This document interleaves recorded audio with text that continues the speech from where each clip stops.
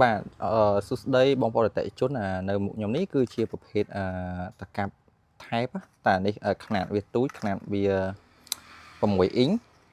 នេះ6អ៊ីងបើធៀបទៅប៉ិនបាទដៃខ្ញុំវាមានធំមួយទៀត8អ៊ីងតែ8អ៊ីងយើងដាច់ស្តុកហើយមកលើក្រោយនេះគឺមានទូច6អ៊ីងហើយចាំមើលបើសិនជាមាន8អ៊ីងនឹងចូលមកខ្ញុំដាក់ធៀបគ្នាឲ្យអ្នកទាំងអស់គ្នាមើលមកថាវាខុសគ្នាប៉ុណ្ណាតែប្រភេទនេះមុខថែបអញ្ចឹងមុខវាយើងកាត់អីអត់ងាយរលមុខទេអត់ដូចតែកាប់មួយប្រហែល5 6000